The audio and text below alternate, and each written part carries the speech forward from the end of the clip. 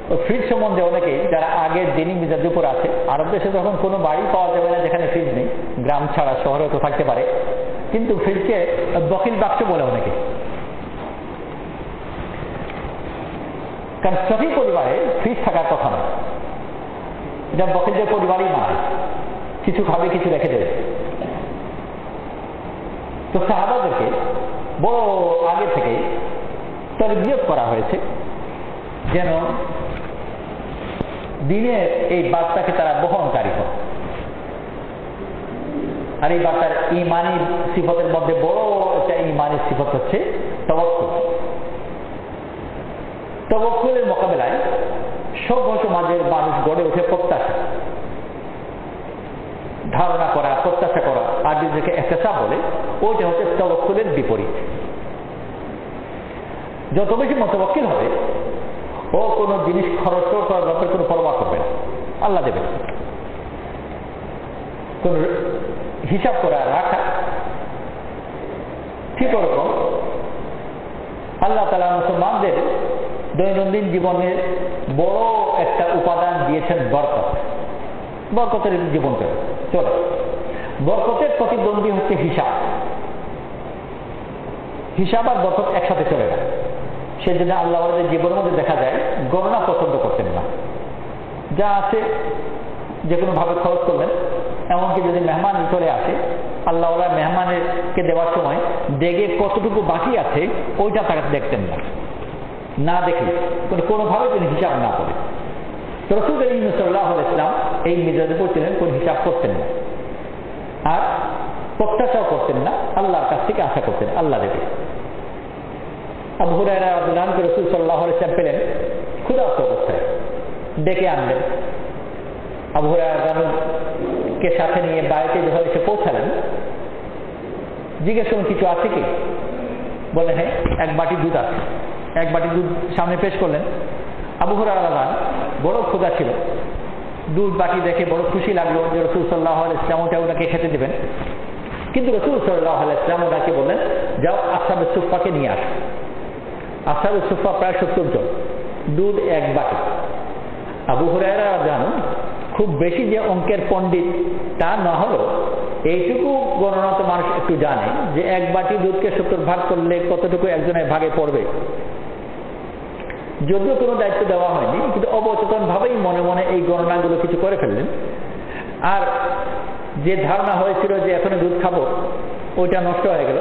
আর এইটাও মনে মনে খেয়াল করলেন যে আসহাবে সুফফাকে নিয়ে আসার পরে আমাকেই তো দেবেন তাদেরকে খাওয়াবার জন্য, আর আমার ভাগে যখন কিছুই পড়বে না, এইসব কথাগুলো ভাবছেন। কিন্তু রাসূল সাল্লাল্লাহু আলাইহি ওয়াসাল্লাম কথা নিয়ে নেন, আর ঠিকই যেভাবে ধারণা করেছিলেন ওনার হাতে বাটি দিয়ে রাসূল সাল্লাল্লাহু আলাইহি ওয়াসাল্লাম বললেন যে সবাইকে খাওয়ালেন। কিন্তু শেষের দিকে গিয়ে ওনার ধারণার বিপরীতে একটু ঘটনা ঘটলো। ওনার ধারণা ছিল যে কোনো দুধই অবশিষ্ট থাকবে না, কিন্তু একটু দুধ অবশিষ্ট রয়ে গেল। রাসূল সাল্লাল্লাহু আলাইহি ওয়াসাল্লামের কাছে বাটি ফিরিয়ে দিলেন। রাসূল সাল্লাল্লাহু আলাইহি ওয়াসাল্লাম বাটির দিকে তাকালেন, দুধের দিকে তাকালেন, ওনার দিকে তাকালেন, আর একটু মুচকি হাসলেন। এই মুচকি হাসা বড় গভীর। রাসূল সাল্লাল্লাহু আলাইহি ওয়াসাল্লাম ওনাকে হিসাব শেখাচ্ছেন। দুনিয়াতে মাস্টারও যোগ বিয়োগ গণনা ভাগ শিখায়, আর রাসূল সাল্লাল্লাহু আলাইহি ওয়াসাল্লাম ওনাকে শেখাচ্ছেন, অঙ্ক শেখাচ্ছেন। একটু মুচকি হাসলেন। তারপর ওনাকে বললেন, শুধু এখন তো তুমি আর আমি ছাড়া আর কেউ নেই।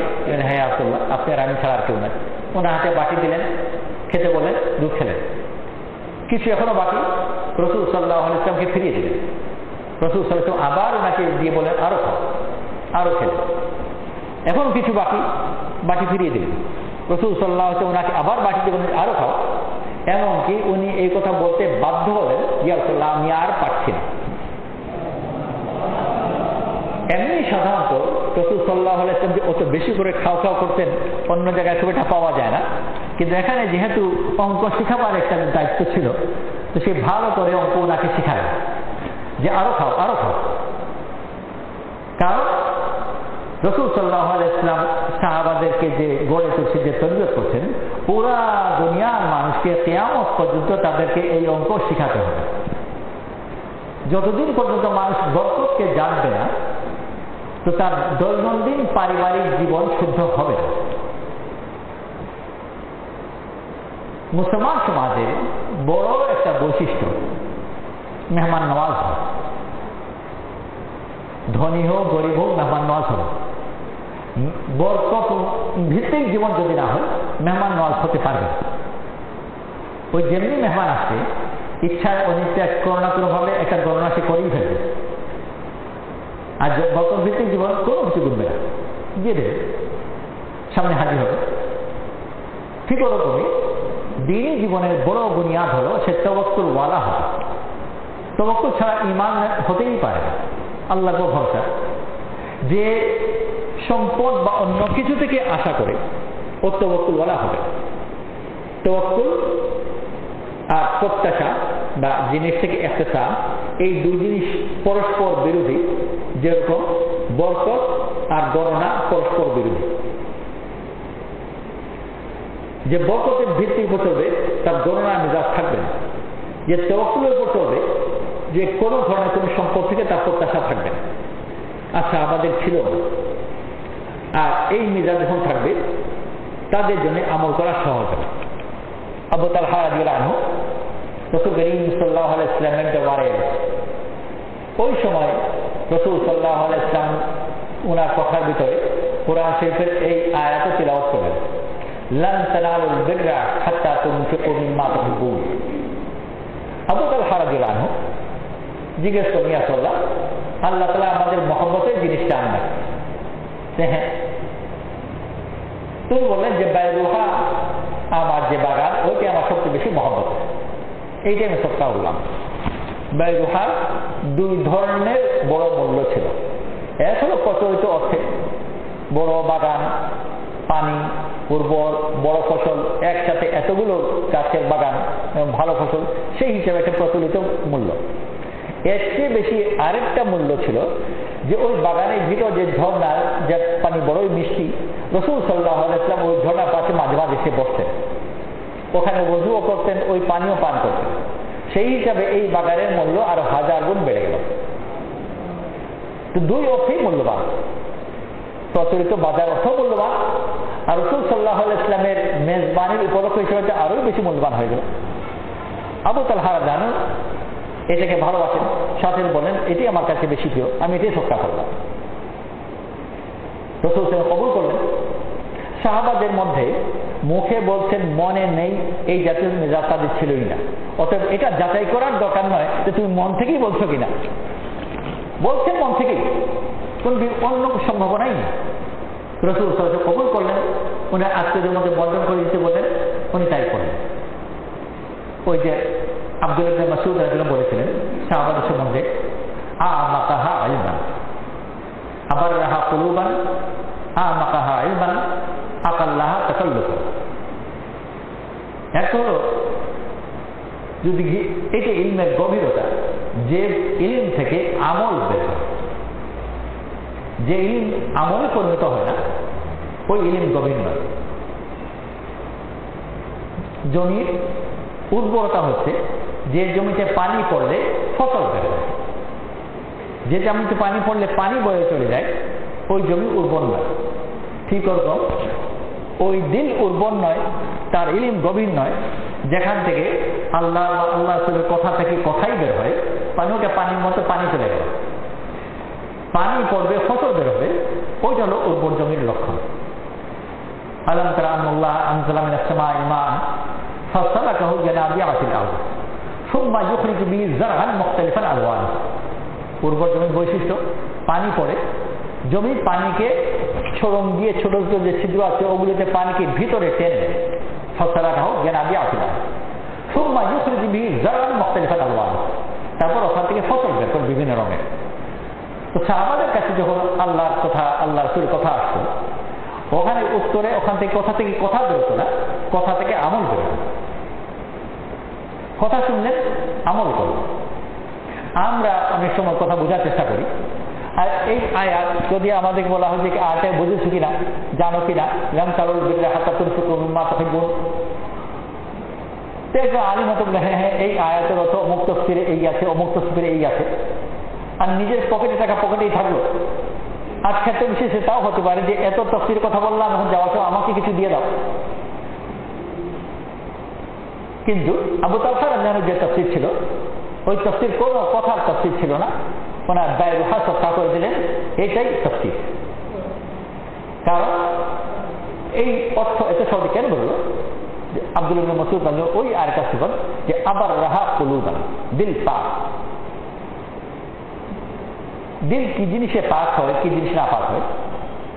কাপড় যেরকম পাক হয় না পাক হয়, কাপড় না পাক হয়, কাপড়ে যদি কোনো নাজিস লেগে যায়, নাপাক জিনিস লেগে যায়। দিল নাপাক হয়, দিলের মধ্যে যদি আল্লাহ ছাড়া অন্য কারো মহব্বত লেগে যায়,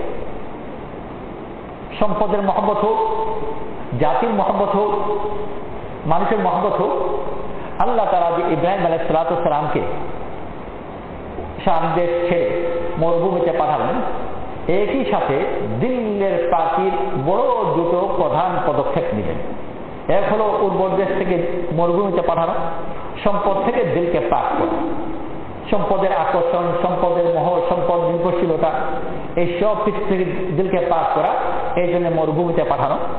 আবার স্ত্রী এবং ছেলেকে রেখে নিজের সরে যাওয়া, যে মানুষের মহব্বত থেকে দিলকে পাক করা। মানুষের প্রধান দুটো মহব্বত কাজ করে, সম্পদের মহব্বত এবং মানুষের মহব্বত। কেউ যদি কোর্টের সামনে যায় আর মকদ্দমাগুলো যে চলছে এর পেছনের ঘটনার খোঁজ খবর নেই, সে করলেও গিয়ে দুটো জিনিস পাবে, যে এর পেছনে সম্পদের মহব্বত আর মানুষের মহব্বত কাজ করছে। সম্পদের কারণে অনেক মকদ্দমা চলছে, দিয়ে দেয় না। আর যত মিথ্যা সাক্ষী তার ক্ষেত্রে একই কথা, সম্পদের মহব্বতে মিথ্যা কথা বলছে। আবার অনেকে তার নিজের সম্পদের কোনো ব্যাপার নয়, কিন্তু তার আপন জনের ব্যাপার আছে, ছেলের সম্পদ, আমার পরিবারের, আমার ভাতিজা ইত্যাদি ইত্যাদি। সেই জন্যে হয় মানুষের মহব্বত আর নয় সম্পদের মহব্বত, এর বাইরে খুবই কম থাকে। ফার্সিতে কিছু কথা আছে যে দুনিয়াতে যত ফসাদ হয়, সব ফসাদের পেছনে মোটামুটি ভাবে তিনটা যে কাজ করে: জর, জান, জমিন।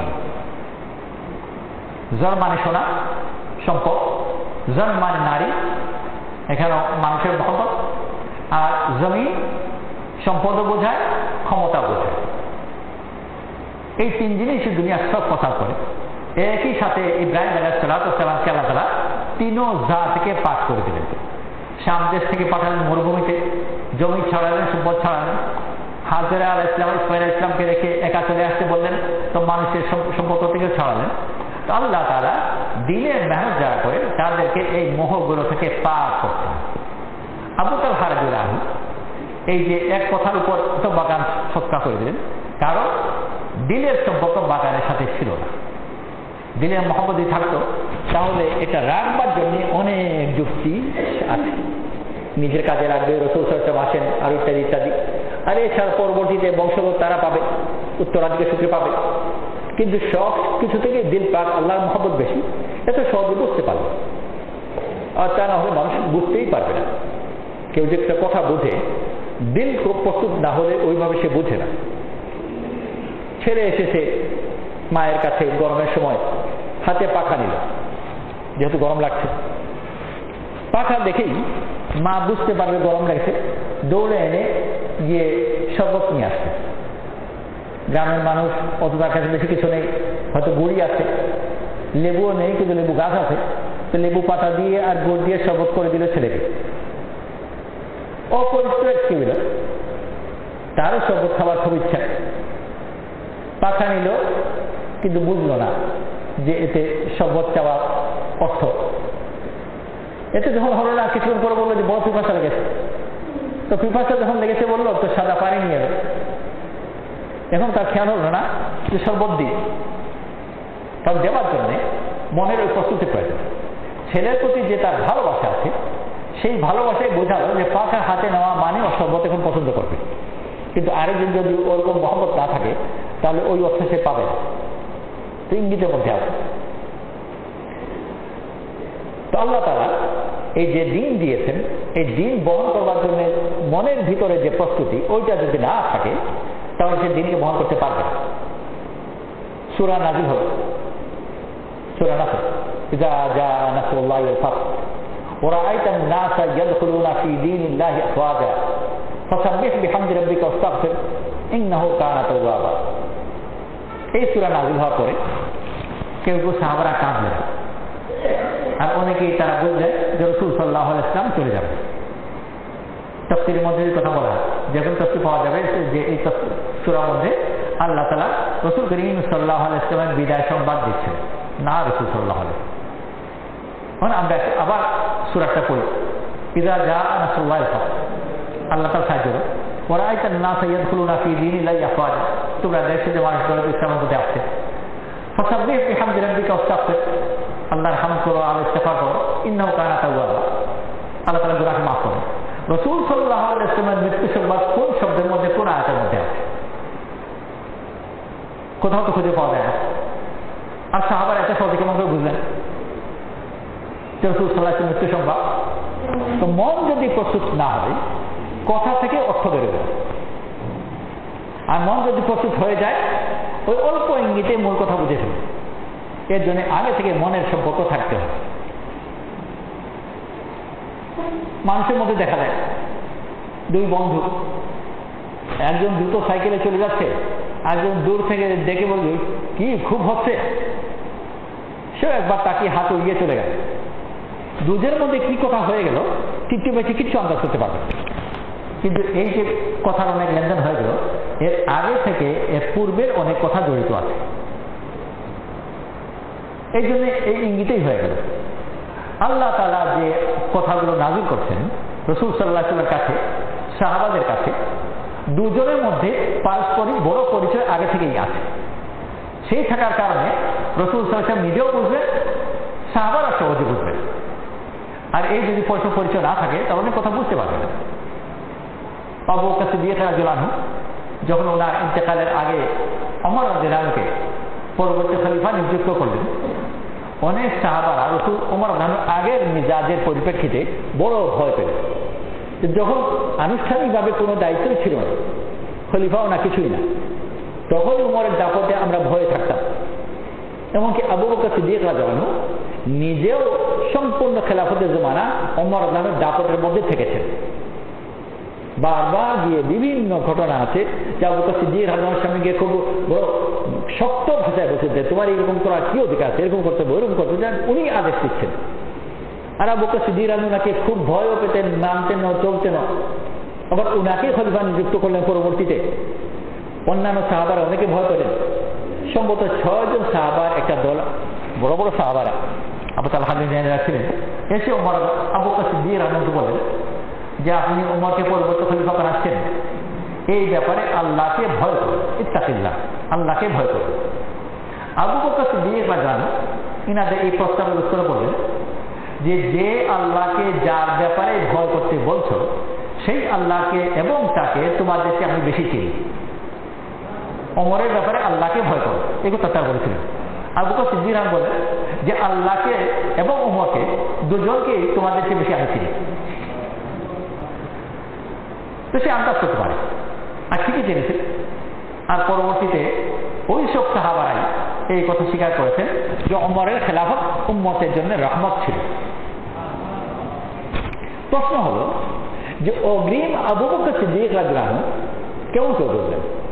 যে ওমরকে আবু বকর সিদ্দিক রাদিয়াল্লাহু আনহু সারা জীবন দেখেছেন, উনি তো দাপটি লোক, খলিফা হওয়ার পরে যে রহমতে পরিণত হয়ে যাবেন, এইটা উনি আগে থেকে কেমন করে আন্দাজ করলেন? ওই কথা যে ওমর রাদিয়াল্লাহু আনহু একেবারে অভ্যন্তর জানেন, আর আল্লাহ তাআলার হিকমতও জানেন। এই জন্য আগে থেকে আন্দাজ করতে পেরেছেন যে পরে কি হবে। উনি খলিফা যখন ছিলেন অন্যকে সবাইকে শাসন করতেন, অথচ যখন খলিফা খুতবা দেওয়ার জন্য দাঁড়িয়েছেন, জুমার খুতবা দেবেন, ওই সময় একজন লোক বলে আরে ওমর আগে থামো, তোমার জামা এত লম্বা কেমন করে পেলে, আগে উঠে বলো। ওমর রাদিয়াল্লাহু আনহুকে খুতবার মাঝখানে ধমক দিয়ে থামানো আর অন্য প্রশ্নের উত্তর দাবি করা, এই সাহস সে পেল কোথায়? আইএমএ জাহিলি তো ওনাকে সবাই ভয়ে কাঁপত, আর এখন উনি তাদের ভয়ে কাঁপে। ওমর রানু তাদের মধ্যে এই সাহস জুগিয়েছে। উনি নিজে যদি এদেরকে ওইভাবে গড়ে না তুলতেন তাহলে খুববার মাঝখানে কথা বলাটাও সহজ হতো না। তিনি নিজে ওইভাবে তাদেরকে গড়ে তুলেছেন, আর গড়েছেন আল্লাহর ওয়াস্তে করেছেন। তো এই সব কিছুর পেছনে মূল রয়েছে যে আল্লাহ তাআলা সাহাবাদেরকে এক বড় লম্বা তরবিয়ত করে কয়েকটা কথার উপর করেছেন, পাক দিলওয়ালা, গভীর ইলমওয়ালা, আর সাদা সিধা জীবনওয়ালা। আবাররাহা কুলুবান, আমাতাহা ইলমান, আকাল্লাহা তাকাল্লুফান। এগুলোর জন্য লম্বা তরবিয়ত করা হয়েছে অনেক পুরুষ আগে থেকে। একটু সাদা সিধা জীবন শুধু নিজের জীবনে হয়ে যায়, বরং বাপ দাদা জমারা আসরও পড়ে। আল্লাহ তাআলা আমাদের সবাইকে পাক দিলওয়ালা হওয়ার তৌফিক নসিব করুক। আমরা যেন গভীর ইলমওয়ালা হই, অর্থাৎ আমলমুখী, যে ইলম থেকে আমল হয়, আর যেন জীবনকে সহজ করতে পারি। জীবনকে কেউ যদি সহজ না করে তাহলে সে আমলমুখী হতে পারবে না, তার জীবনের বিলাসিতাই তার জীবনকে গিলে ফেলবে। এর মোকাবেলায় আল্লাহ তাআলা ধ্বংস করে দেন ওইসব জাতিকে যারা বিলাসীমুখী হয়। ওই যা আরাদা আনহুলিকা কারিয়াতান আমার নাম মুতরাফিহা, অন্য কায়াত আছে আমার নাম মুতরাফিহা মদের সাথে, অন্য কায়াত আছে আমার নাম মুতরাফিহা তাসদীদের সাথে, আর সবটাই একই উত্তর শেষে গিয়ে ফাফাতাকু ফিহা ফাহাকা আলাইহাল কওলু ফাদাম্মানাহা তাদবীরা। ধ্বংস করে দেন যখন তারা বিলাসী হয়। আল্লাহ তাআলা সাহাবাদেরকে তার একেবারেই বিপরীত বানিয়েছেন, বিলাসী তো নয় বরং আকাল্লাহা তাকাল্লুফা, সাদা সিধা জীবন। আল্লাহ আমাদের সবাইকে সাদা সিধা জীবন, দিনদার জীবন করার এবং পুরা দুনিয়াতে সাদা দিনদার জীবন করার তৌফিক নসিব করুন। সুবহানাল্লাহি ওয়া বিহামদিহি, সুবহানাকাল্লাহুম্মা ওয়া বিহামদিকা, নাশহাদু আল্লা ইলাহা ইল্লা আনতা, নাস্তাগফিরুকা ওয়া নাতুবু ইলাইক।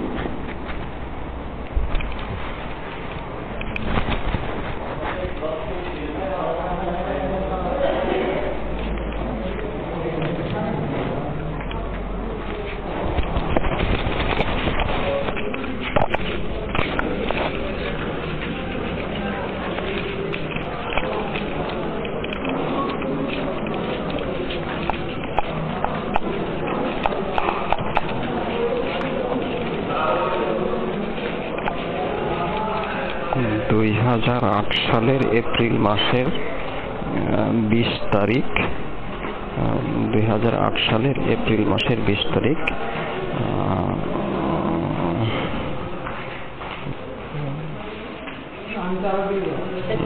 রবিবার বেলা 10:30টার সময়, রবিবার বেলা 10:30টার সময় রাজশাহী ইসলামী ফাউন্ডেশনের ইমাম প্রশিক্ষণ কেন্দ্রে ইমামদের উদ্দেশ্যে বয়ান প্রশিক্ষণ কেন্দ্রের ইন্তজাম করা ইমামদের উদ্দেশ্যে বয়ান।